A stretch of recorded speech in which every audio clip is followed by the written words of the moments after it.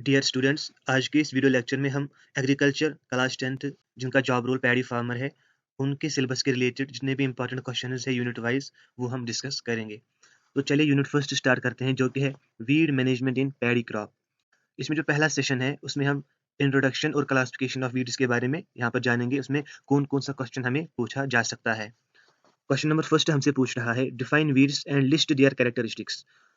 जो वीड्स होते हैं ये अनडिजायरेबल अनवांटेड प्लांट्स होते हैं जो ग्रो होते हैं हमारे मेन क्रॉप के साथ।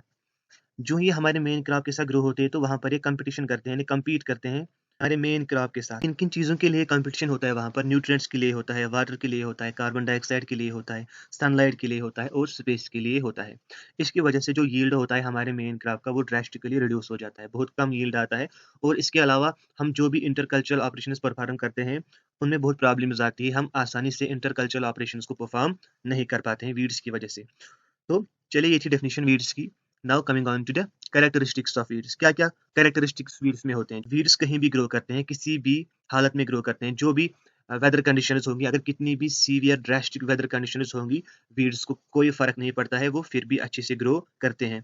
इसके अलावा जो वीड्स होते हैं ये फास्टर जर्मिनेट करते हैं हमारे मेन क्रॉप से, यानी इनके जो सीड्स होते हैं वो भी वायबल होते हैं, ज़्यादा वो ज़्यादा टाइम तक कैपेबल रहते हैं जर्मिनेशन के, वो बहुत तेज़ी से जर्मिनेट करते हैं। इनके सीड्स के रिलेटेड एक और बात आपसे कहनी थी कि ये बहुत ही ज़्यादा क्वांटिटी में नंबर्स में सीड्स को प्रोड्यूस करते हैं। इसकी वजह से ये मल्टीप्लाई भी बहुत फास्टली करते हैं। एक बार इन्होंने सीड सेट किया तो फिर इनको कंट्रोल करना बहुत ही ज़्यादा मुश्किल हो जाता है। जो वीड्स होते हैं अक्सर वीड्स दोनों तरीकों से रिप्रोड्यूस करते हैं, मल्टीपल करते हैं या बोलेंगे हम प्रोपेगेट करते हैं। ये सेक्सुअली भी करते हैं और एसेक्सुअली भी करते हैं, सीड्स भी प्रोड्यूस करते हैं, दैट इज सेक्सुअल प्रोडक्शन। और इनके पास कुछ स्पेशल वेजिटेटिव पार्ट्स होते हैं, जैसे सकर्स होते हैं, राइजोम्स होते हैं, रनर्स होते हैं, स्टोलन्स होते हैं, इनकी मदद से भी ये प्रोपेगेट करते हैं। और जो वीड्स होते हैं ये जो अपने सीड्स है ना ये बहुत तेजी से स्प्रेड करते हैं और उनको एक क्रॉप के मैच्योर होने से पहले ही स्प्रेड कर देते हैं, जिसकी वजह से इनका कंट्रोल करना बहुत ही मुश्किल हो जाता है। जो वीड सीड्स होते हैं ये डॉर्मेंट स्टेज में बहुत टाइम तक रह सकते हैं, यानी इनमें जो कैपेबिलिटी होती है जर्मिनेट होने की कई साल तक मौजूद रहती है। यानी अगर इनको प्रॉपर क्लाइमेटिक कंडीशन या प्रॉपर एनवायरनमेंट नहीं मिलेगा तो ये बहुत लॉन्गर टाइम तक अपने आप को डॉर्मेंट स्टेज में रखकर बचा सकते हैं, और जो ही इनको फेवरेबल क्लाइमेट फेवरेबल एनवायरनमेंट मिलेगा तो ये वहां पर जर्मिनेट इजिली कर पाते हैं। ये कुछ कैरेक्टरिस्टिक्स थे वीड्स के। क्वेश्चन नंबर 2 हमसे पूछ रहा है, list common weeds found in paddy field. जो हमारा पैडी फील्ड होता है उसमें जो कॉमनली पाए जाने वाले वीड्स है उनको हमें यहाँ पर मेंशन करना है। तो सबसे पहले आप याद रखेंगे कि हम वीड्स को तीन टाइप्स में डिवाइड कर सकते हैं जो फाउंड होते हैं पैडी फील्ड में, यानी वो ग्रासेस हो सकते हैं, वो सेजेस हो सकते हैं, या तो वो ब्रॉड लीव्ड वीड्स हो सकते हैं। तो ग्रासेस आप लोगों को पता ही है, ये पोएसी फैमिली या ग्रामिनी फैमिली से बिलोंग करते हैं। तो चूंकि हमारा राइस जो है वो खुद एक ग्रास है, वो पोएसी फैमिली का मेंबर है। तो जब दूसरे ग्रासेस इस फील्ड में आ जाते हैं पैडी फील्ड में तो उनको कंट्रोल करना सबसे ज़्यादा मुश्किल होता है। क्यों? क्योंकि वो अर्ली स्टेजेस में रिज़ेम्बल करते हैं हमारे राइस प्लांट के साथ। हमें मैनुअली ये दिखता ही नहीं है कि राइस प्लांट कौन है और वीड कौन है, हम डिफरेंशिएट ही नहीं कर पाते हैं, तो उस वक़्त बहुत प्रॉब्लम होती है हमें।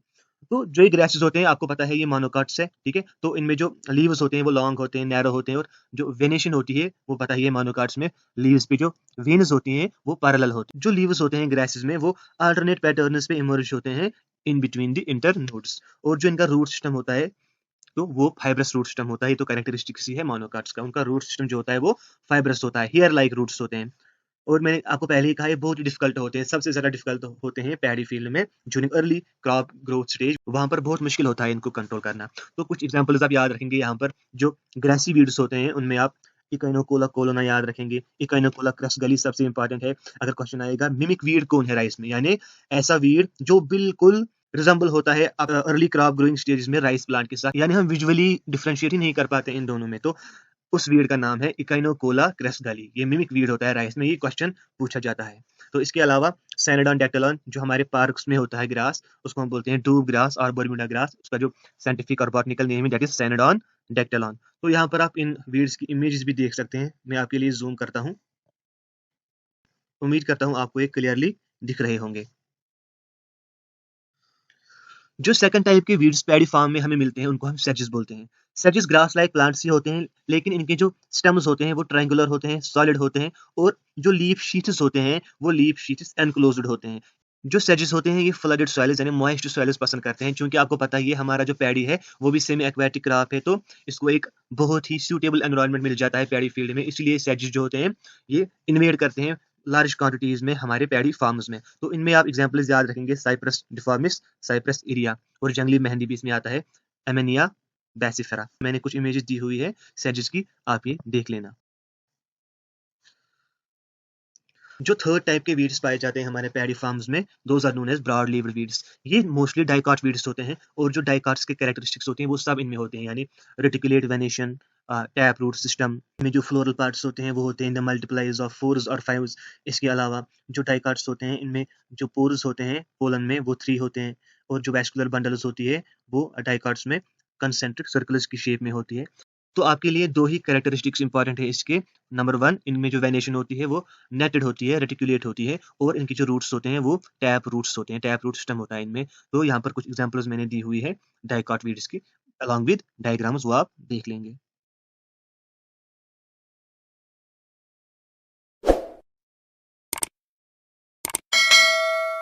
Now coming on to question number 3। Question number 3 यहाँ पर हमसे पूछ रहा है, describe the classification of weeds. तो हमें क्लासिफाई करना है वीड्स को, और जो पहली क्लासिफिकेशन हम करने जा रहे हैं वो होगी on the basis of life cycle. तो लाइफ साइकिल की बुनियाद पे अगर हम वीड्स को ग्रुप करेंगे तो they are grouped into 3 headings, annuals, biennials and perennials. Annuals ऐसे वीड्स को कहा जाता है जो एक ही साल में या एक ही सीजन में अपना लाइफ साइकिल कंप्लीट करेंगे, यानी वेजिटेटिव फेज और रिप्रोडक्टिव फेज, ये दोनों फेजेस एक ही सीजन में या एक ही ईयर में कंप्लीट हो जाते हैं। तो ऐसे वीड्स को हम बोलते हैं एनुअल वीड्स। इसी तरीके से जो बाइनियल वीड्स होते हैं, बाइनियल वीड्स अपना जो लाइफ साइकिल होता है ये 2 सीजन या 2 सालों में कंप्लीट करता है, यानी एक सीजन या एक साल में ये वेजिटेटिव ग्रोथ करेगा, और जो दूसरा साल या दूसरा सीजन होगा उसमें रिप्रोडक्टिव फेज में चला जाएगा, यानी फ्लावरिंग और सीड सेटिंग दूसरे सीजन या दूसरे साल में बाइनियल वीड्स परफॉर्म करते हैं। तो इसी तरीके से जो पेरिनियल वीड्स है ये अपना life cycle more than 2 years या सीजन में कंप्लीट करता है। और एक चीज का यहाँ पर ख्याल रखेंगे, जो एनिमल्स होते हैं ये मोस्टली सीड से ही प्रोपेगेट करते हैं, क्योंकि एक ही साल एक ही सीजन में इनको कंप्लीट करना है लाइफ साइकिल, तो इसलिए ये स्पेशल पार्ट्स नहीं बनाते हैं, ठीक है। लेकिन जो पेरिनियल्स होते हैं इनमें स्पेशल वेजिटेटिव पार्ट्स होते हैं, जैसे राइजोम होता है, स्टोलन्स होते हैं, बल्ब्स, ट्यूबर्स एटसेट्रा। तो ये दोनों तरीकों से प्रोपेगेट कर सकते हैं, सीड्स भी प्रोड्यूस करते हैं और वेजिटेटिव पार्ट्स भी होते हैं इनके पास। दूसरी क्लासिफिकेशन हम बेस्ड ऑन कॉटिलेडन्स कर रहे हैं यहाँ पर। On the basis of cotyledons, weeds में भी क्लासिफाइड इनटू मोनोकॉट्स और डाइकॉट्स। पहले भी मैंने आपको बोला कि मोनोकॉट्स और डाइकॉट्स के कैरेक्टरिस्टिक्स क्या-क्या है। तो जो मोनोकॉट वीड्स होते हैं उनमें सिंगल कॉटिलेडन होता है, मोनो मीन्स वन और सिंगल, कॉट मीन्स कॉटिलेडन। इनमें एम्ब्रियोनिक स्टेज में सिंगल कॉटिलेडन होता है, इसलिए इनको मोनोकॉट्स बोलते हैं। मोनोकॉट वीड्स में ग्रासेस और सेजेस आते हैं। जो डाइकॉट वीड्स होते हैं इनमें 2 कॉटिलेडन्स होते हैं, इनको हम ब्रॉड लीव्ड वीड्स भी कहते हैं। क्वेश्चन नंबर 4 जो है वो हमसे पूछ रहा है, डिफरेंशिएट बिटवीन द फॉलोइंग। तो हमें हेडिंग्स दी गई हुई है यहाँ पर, इनमें हमें डिफरेंशिएट करना है। तो सबसे पहले हम ग्रासी वीड्स और ब्रॉड लीव्ड वीड्स में डिफरेंशिएट करेंगे। In other words monocot weeds और डाइकॉट वीड्स में हमें यहाँ पर डिफरेंशिएट करना है।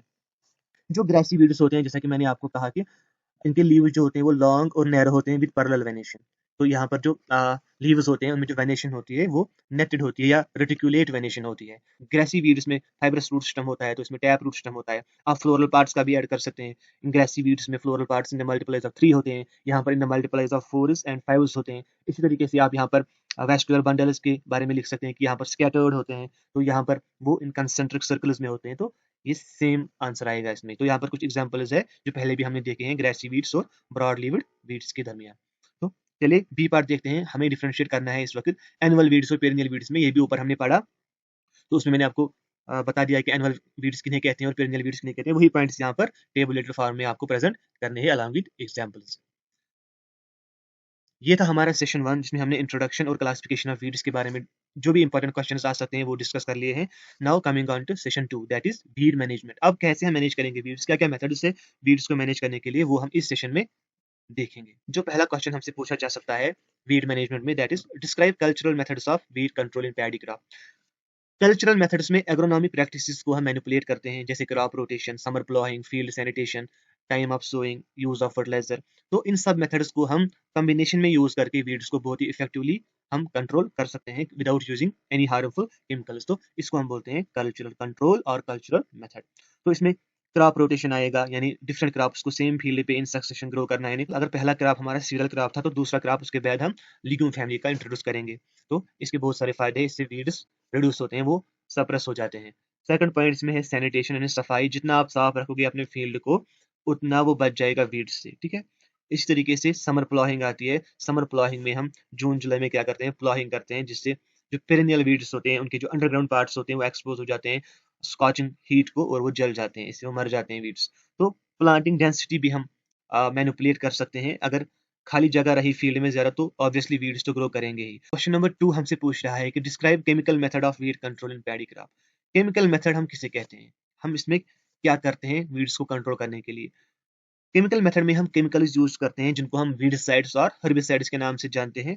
ये मोस्ट इफेक्टिव और टाइम एफिशिएंट मेथड है वीड्स को मैनेज करने का। लेकिन जो केमिकल्स है आपको पता ही है इनकी नेगेटिव इम्पैक्ट्स भी बहुत ज्यादा है, इसलिए हमें ज्यादा से ज्यादा इंट्रिकेटेड वीड मैनेजमेंट की तरफ जाना चाहिए।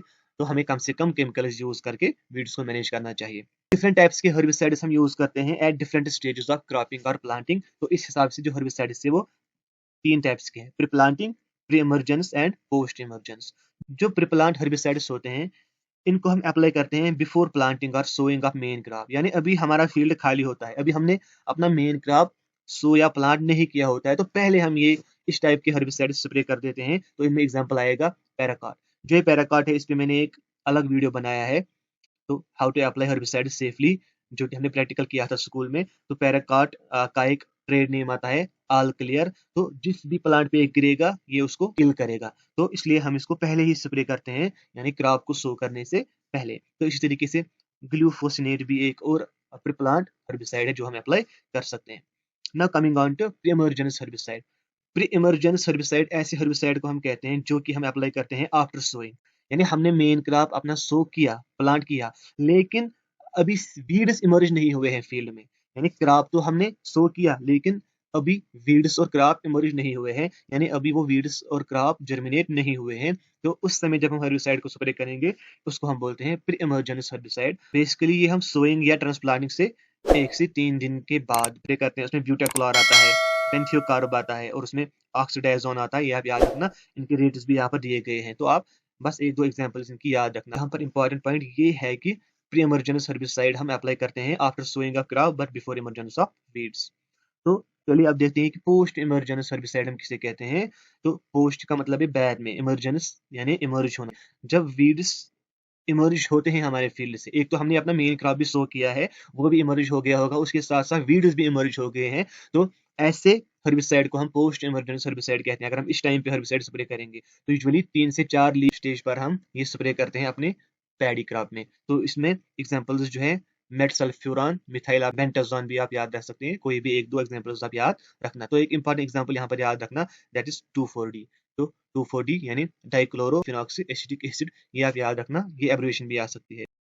क्वेश्चन नंबर 3 हमसे पूछ रहा है differentiate between pre and post emergence herbicide. इस तरीके से भी यही क्वेश्चन हमें पूछा जा सकता है, जो कि हमने ऊपर पढ़ लिया है, तो इसी को इस फॉर्म में भी ये पूछ सकता है एग्जामिनर। तो आप यही चीजें इसमें मेंशन करेंगे कि pre emergence herbicide, application of herbicide after sowing but prior to emergence of weeds, और post emergence involves application of herbicide after emergence of weeds. ये आफ्टर इमर्जेंस, ये बिफोर इमर्जेंस।